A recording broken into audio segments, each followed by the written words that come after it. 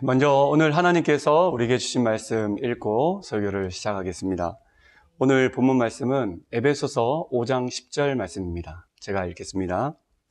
주를 기쁘시게 할 것이 무엇인가 시험하여 보라. 아멘. 사람은 대개 인생을 살면서 이 세 가지 질문을 가지는 것 같습니다. 먼저 첫 번째는 내가 어디에서 왔나? 그리고 두 번째는 내가 무엇을 위해 사나? 그리고 세 번째는 내가 죽어서 어디로 가나라는 질문입니다. 혹시 여러분들도 스스로 이런 질문을 해본 적이 있으십니까? 혹시 해본 적이 있으시다면 이것에 대한 명확한 답을 찾으셨습니까? 제가 중학교 때 선생님으로부터 배운 것이 이 원숭이가 변해서 사람이 되었다라고 들었습니다. 그리고 빅뱅을 통해서 우주가 생겨났다라고 들었습니다. 자, 그런데 이 성경에서는 무엇이라 이야기하고 있을까요? 성경의 맨 처음 시작을 이렇게 합니다. 태초에 하나님이 천지를 창조하시니라. 자, 그리고 창세기 1장 27절에는 하나님이 자기 형상, 곧 하나님의 형상대로 사람을 창조하시되 남자와 여자를 창조하시고, 하늘과 땅이 이 큰 폭발에 의해서 생겨난 것이 아니라 하나님이 창조하셨다라고 말씀합니다. 그리고 저와 여러분 같은 사람을 하나님께서 하나님의 형상대로 창조하셨다라고 말씀합니다. 자, 그러기에 저와 여러분은 이 세상을 지으신 하나님의 형상대로 지음받은 너무나도 존귀한 존재입니다. 자, 그런데 안타깝게도 우리는 내 주변의 사람들을 기이한 존재로 생각하지 않습니다. 심지어는 나 자신조차도 기이하다고 여기지 않습니다. 왜 그럴까요? 바로 죄 때문입니다. 여러분 혹시 죄를 아십니까? 이 죄란 무엇일까요? 쉽게 생각하면 이 남의 물건을 훔치는 것, 아니면 남을 때리고 죽이는 것, 우리는 이것을 죄라고 생각합니다. 한편으로 맞죠. 그러기에 세상 대부분의 사람들은 나는 죄인이 아니야 라고 생각하며 살아갑니다. 그런데 이 세상을 창조하신 하나님의 눈에는 우리 모두가 다 죄인입니다. 모든 사람이 죄를 범하였음에 하나님의 영광에 이르지 못하더니. 자, 그러면 하나님이 보실 때 가장 큰 죄는 무엇일까요? 여러분 혹시 사랑하는 애인이 있으십니까? 아니면 과거에 그렇게 사랑했던 애인이 있으셨습니까? 저도 지금은 결혼을 했지만 대학교 시절에 좋아했던 여자친구가 있었습니다. 그런데 그 여자친구가 어떤 잘못을 해도 다 용서가 되었지만 이거 한 가지만큼은 절대 용서가 되지 않았습니다. 그것이 무엇인지 아십니까? 그것은 바로 애인이 바람 폈을 때, 이 사랑하는 여자가 다른 남자에게 빠져서 나를 떠나갔을 때, 그것은 절대 용서가 되지 않았습니다. 이처럼 세상의 모든 사람은 하나님이 창조하셨고 또 하나님의 사랑을 받는 귀한 존재들인데, 그런 우리가 하나님을 사랑하지 않고 하나님을 믿지 않고 다른 우상, 다른 신을 섬기는 것, 그것이 가장 큰 죄인 것입니다. 자, 혹시 여러분 중에 태어나서 지금까지 나는 한 번도 거짓말을 한 적이 없다 라고 하시는 분 계십니까? 아마 없으실 것입니다. 저도 지금까지 엄청난 많은 거짓말을 했습니다. 우리가 태어난 후 한 번이라도 거짓말을 했다면 그것은 하나님의 눈에 죄인 것입니다. 자, 어쨌든 이 죄 때문에 우리가 그만 망가져 버렸습니다. 우리의 본래의 모습이 으그러졌습니다. 우리 자신이 너무나도 소중한 존재임에도 불구하고 자기 스스로를 바보라 여기고 또 내 주변에 있는 사람들을 좋게 보지 못하고 매일같이 염려하며 근심하며 걱정하며 살게 되었습니다. 이것뿐만이 아닙니다. 결국 이 죄 때문에 나중에 우리는 심판을 받습니다. 성경은 분명히 말하고 있습니다. 한 번 죽는 것은 사람에게 정해진 것이요 그 후에는 심판이 있으리. 자, 어떤 심판일까요? 여러분들이 잘 알듯이 천국과 지옥에 관한 심판입니다. 죄인은 지옥에, 의인은 천국에 가는 심판입니다. 그러므로 여러분, 슬퍼하십시오. 아까 말씀드린 것처럼 모든 사람이 다 죄인이기에 우리는 나중에 죽어서 심판받아서 다 지옥에 갈 사람들입니다. 고통과 괴로움이 영원히 있는 지옥에 갈 사람들입니다. 자, 그런데 여기에 굿뉴스가 있습니다. 지옥에 가야 마땅한 우리들이 행복과 기쁨이 영원히 가득한 천국에 갈 수 있는, 거기서 영원히 살 수 있는 유일한 방법이 있습니다. 혹시 그것이 무엇인지 아십니까? 그것은 바로 크리스마스의 주인공이신 예수님을 믿는 것입니다. 어떤 사람들이 일본 사람들을 대상으로 설문조사를 했다고 합니다. 크리스마스는 어떤 날일까요? 가장 많이 나온 대답이 애인과 데이트를 하는 날. 두 번째로 많이 나온 대답이 가족과 함께 케이크를 먹는 날. 그 외에도 이 산타클로스 할아버지가 굴뚝을 타고 내려와서 선물을 주는 날, 등등이 있었다고 합니다. 저도 최근에 알았지만 일본 사람들은 대개 크리스마스가 되면 이 KFC, 켄터키 프라이드 치킨을 다들 시켜서 먹는다고 합니다. 사갖고 먹는다고 합니다. 자, 그러면 여러분들은 크리스마스가 무슨 날인지 아십니까? 제가 아까도 말씀드렸지만 예수님이 태어나신 날입니다. 하나님의 아들이신 예수님이 이 땅에 응애응애하며 태어난 날입니다. 자, 그러면 왜 예수님이 이 땅에 태어나셨을까요? 하나님의 아들이시면서 천국에서 호화를 누리시면서 그대로 계시면 좋을 텐데 왜 이 땅에 오셨을까요? 그 이유는 바로 저와 여러분들을 위해서입니다. 예수님이 이 땅에 태어나셔서 33살 때쯤 되셨을 때 십자가에 달려 죽으셨습니다. 사실 예수님은 십자가에 달려 죽으실 만큼 죄를 짓지 않았습니다. 아니, 예수님은 전혀 죄가 없으십니다. 그런데 예수님은 십자가에 죽으셨습니다. 그리고 3일 후에 부활하셨습니다. 이것이 무엇을 의미하는 것일까요? 성경은 이렇게 얘기합니다. 우리는 다 양 같아서 그릇 행하여 각기 제길로 갔거늘 여호와께서는 우리 모두의 죄악을 그에게 담당시키셨도다. 예수님이 죽으신 이유는 바로 저와 여러분들을 위함입니다. 저와 여러분들의 죄를 대신해서 십자가에 못 박혀 죽으신 것입니다. 에이, 어리석게 무슨 그런 이야기가 있어요 라고 하실 분도 계시겠지만 이것은 하나님이 정하신 방법입니다. 이제 정말 중요한 이야기를 말씀드리겠습니다. 예수님이 이 땅에 오셔서 하실 일은 다 하셨습니다. 드디어 저와 여러분들이 해야 할 일이 한 가지 남아 있습니다. 그것은 이 예수님을 믿는 것입니다. 마음에 영접하는 것입니다. 예수님께서 제 죄 때문에 십자가에 죽으시고 부활하심을 믿습니다. 지금까지 제가 죄인으로 살아왔고 또 앞으로 죽어서 나중 지옥에서 영원히 살아가야 마땅하지만 예수님을 믿으면 모든 죄가 용서받고 천국에서 영원히 살아가게 될 줄 믿습니다. 이 믿음을 가지는 것입니다. 여러분 어떠십니까? 예수님을 믿으시겠습니까? 이제 끝으로 제 이야기를 좀 드리고 설교를 마치겠습니다. 저는 5살 때 저희 어머니가 보내주신 교회 유치원에 다니게 되었습니다. 그리고 유치원의 선생님들로부터 이 성경 이야기도 듣고 또 간단한 찬양을 배워서 율동을 하면서 그렇게 즐거운 시간을 보냈습니다. 그리고 초등학생이 되어서 본격적으로 주일학교에도 참석하게 되었습니다.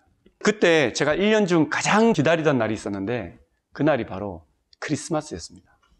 그 이유는 예수님의 생일이라서가 아니라 그날에는 연말 시상식이 있었기 때문입니다.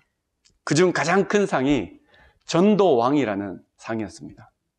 매년 그 상의 주인공은 저였습니다. 그런데 사실 제가 많은 친구들을 교회로 데리고 왔던, 전도했던 이유는 물론 상품 때문이었습니다. 그 중학교, 고등학교에 진학해서도 학생회에 참석하면서 계속 신앙생활을 했습니다. 회장도 하고 여러 가지 임원도 하면서 교회 학교 때와는 다른 섬김과 봉사에 대해서 배워갔습니다. 그러나 그때가 딱 반환기였기 때문에 저는 교회 안에서도 여러 가지 문제를 일으키는 장본인이었습니다. 교회 수련회 참석해서 밥을 먹고는 담배를 피기 위해서 옆에 친구를 이렇게 꽂혀서 건물 뒤에 숨어서 담배를 필 때도 많이 있었고, 또 수련회가 마치면 뒤풀이를 한답시고 이 교회 친구를 데리고 노래방에 가서 술 파티를 벌인 적도 너무나 많이 있었습니다. 그 외에도 몇 번이나 가출하고 또 본드를 불고 포르노 중독에 걸리고 또 부모를 때리기도 하고 또 학교에서 처벌받고 누구에게도 본이 되지 않는 저였습니다. 특히 교회 사람들에게.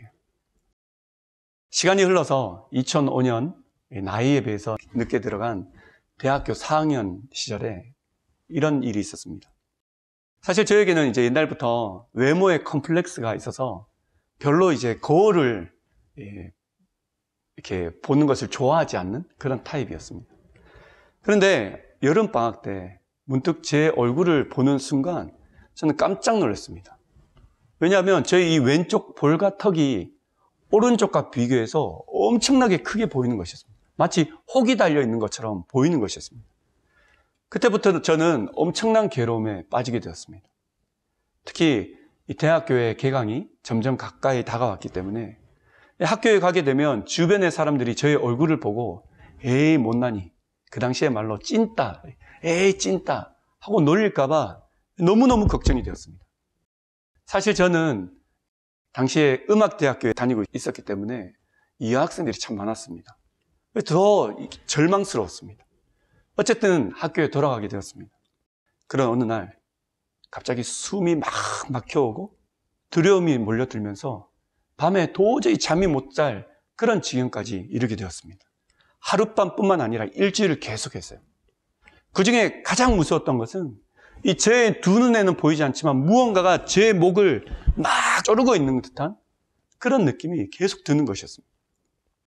어쨌든 저는 가까운 산으로 차를 운전해서 막 심호흡도 해보고 또 졸업 연두도 이제 앞으로 해야 되는데 더 이상 연습도 하려고 해도 연습도 되지 않고 도저히 안 되겠다 포기하려고 생각도 해보고 어떻게 하면 지금 이런 상황에서 해방될 수 있을까 계속 그것을 생각했습니다. 결국 그러다가 학교를 그만두고 고향 집에 돌아가기로 결정을 했습니다. 뭔가 부모님의 옆에 있으면 괜찮아질 것이라고 생각했기 때문입니다. 그러나 저희 어머니로부터 연락이 와서 일단 있으라고 어머님이 오시겠다고. 그렇게 해서 어머님이 오시게 되었습니다. 어머니를 보니 그나마 며칠간은 마음이 평온해졌습니다. 그런데 얼마 후에 다시금 예전 그 두려운 마음이 들기 시작했습니다. 그래서 저는 어쩔 수 없이 저의 그동안의 일들을 어머니에게 다 말씀드렸습니다. 그랬더니 어머니가 그래 어떻게 하면 좋겠냐. 제가 뭔가 내 이 얼굴이 좀 변했으면 좋겠다. 바뀌었으면 좋겠다. 그러면 그래 어떻게 할래? 당시에 부끄러운 말씀이지만 경락 마사지가 굉장히 유명했었습니다. 경락 마사지 하는 곳에 좀 가서 좀 받고 싶다고. 저희 어머니가 그렇게 해라. 그래서 이제 그 당시 대전에서 제일 유명한 경락 마사지 하는 곳에 찾아갔습니다. 그리고 이제 원장 선생님께 얼굴을 보여드리고 견적을 받는데 그분이 하시는 말씀이 당신은 12번 하는 한 세트가 있는데 그거 가지고는 안 된다. 적어도 2세트, 24번은 해야 된다. 그래서 최소한 400만 원이 든다고 말씀하는 것이었습니다. 야, 제가 그 얘기를 듣는데 와, 내가 왜 이렇게 태어나서 왜 이 모양 이 꼴로 태어나서 저런 사람에게 이런 소리를 들어야 되나. 제 자신이 너무 한심하고 너무 딱하게 여기시는 것이었습니다. 저는 그 다음 예약도 하지 않고 그냥 그 문을 박차고 나와버렸습니다. 그리고 씩씩거리면서 운전을 하고 자취집에 돌아왔는데 문을 탁 열자 저희 어머니가 방구석에서 성경을 읽고 계시는 것이었습니다. 그 어머니를 향해서 저는 당신 왜 나를 이 모양 이 꼴로 만들었냐고, 왜 태어나게 했냐고, 내가 왜 이렇게 힘들어해야 되냐고. 그리고 나서는 천장을 향해서 하나님 정말 살아계십니까? 내가 하나님의 아들이라면 왜 내가 이런 것 때문에 힘들어야 됩니까? 좀 말 좀 해보십시오. 소리를 쳤습니다. 그때 저희 어머니가 제 팔을 탁 붙드시더니 이렇게 기도하는 것이었습니다. 내가 나사렛 예수 그리스도의 이름으로 명하느니 우리 원철이를 외모로 열등감에 빠지게 하고 힘들게 하고 고통당하게 하는 나악한 마귀상 귀신들아, 예수 그리스도로 명하느니 떠나가라. 떠나가라. 그렇게 기도하시는데 그 순간 제 마음에 한 번도 제가 느껴보지 못했던 평안이 확 찾아오는 것이었습니다. 깜짝 놀랐습니다.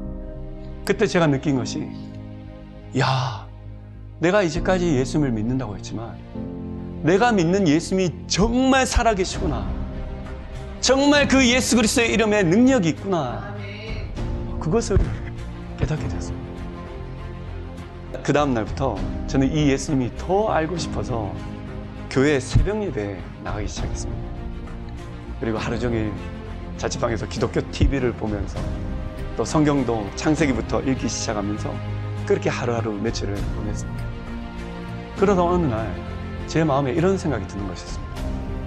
그래, 내가 이제 예수님을 믿는데 내가 이제 천국 갈 텐데, 그러면 천국 가는 그날까지 내가 이 땅에서 무엇 하며 살면 좋을까?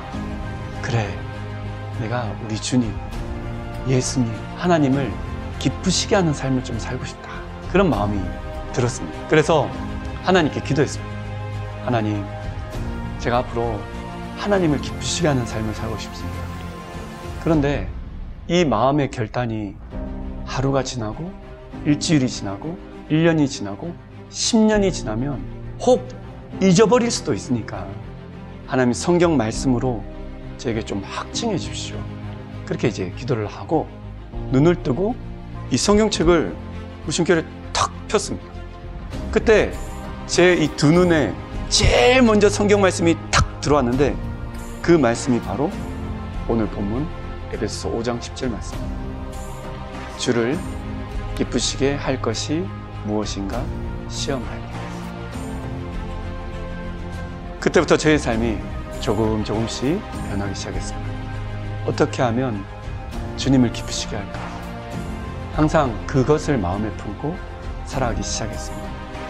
그리고 나중 목사가 되었고 또 일본 선교사가 되어서 지금 아오모리현 미사와까지 오게 되었습니다. 이제 말씀을 정리하겠습니다. 우리가 왜 이 세상을 살아가야 하는가? 한국 속담에는 호랑이가 죽어서 가죽을 남기고 사람은 죽어서 이름을 남긴다 라는 말이 있습니다.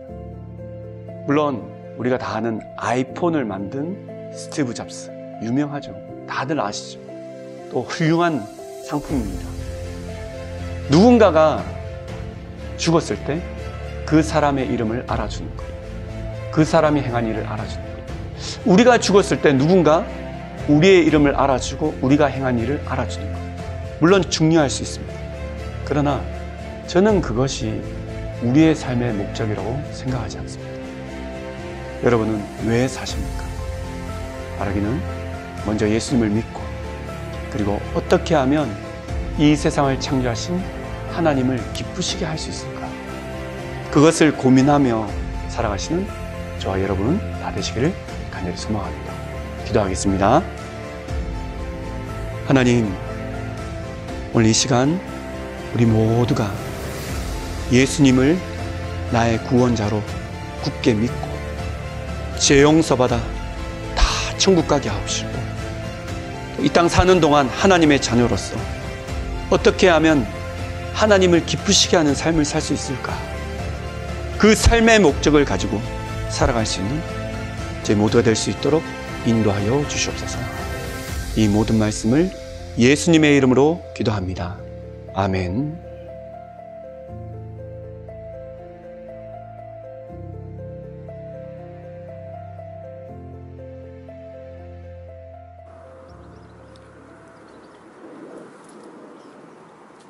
사랑의 하나님, 저는 하나님을 떠나 제 뜻대로, 제 마음대로 살아온 죄인입니다. 지금까지 제 자신이 주인되어 예수님을 믿지 않던 죄를 회개합니다. 이제 저는 예수님이 저의 죄 때문에 십자가에서 피 흘려 죽으신 사실을 사흘 만에 부활하심으로써 증명해 주셨음을 믿습니다. 지금 이 시간 예수님을 저의 구원자이시며 저의 주님, 저의 하나님으로 제 마음과 삶 속에 모시오니 들어와 주세요.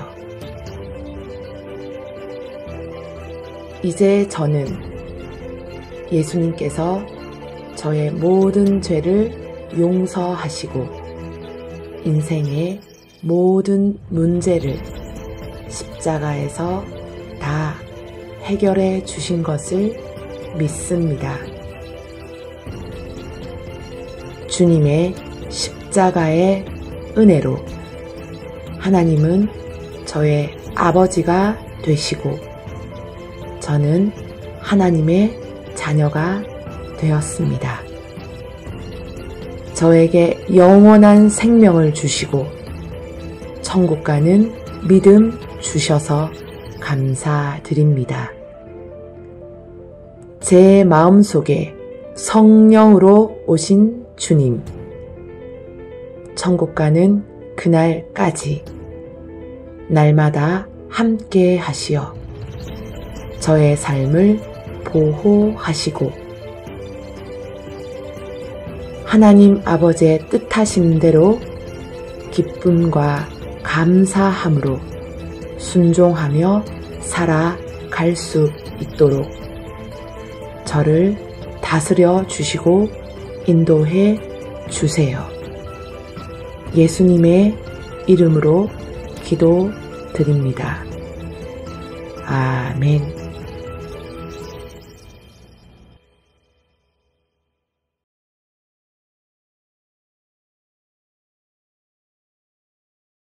슬픈 마음 있는 사람 예수 이름 믿으며 아멘, 아멘. 영원토록 변함없는 아멘. 기쁜 마음 얻으리. 아멘.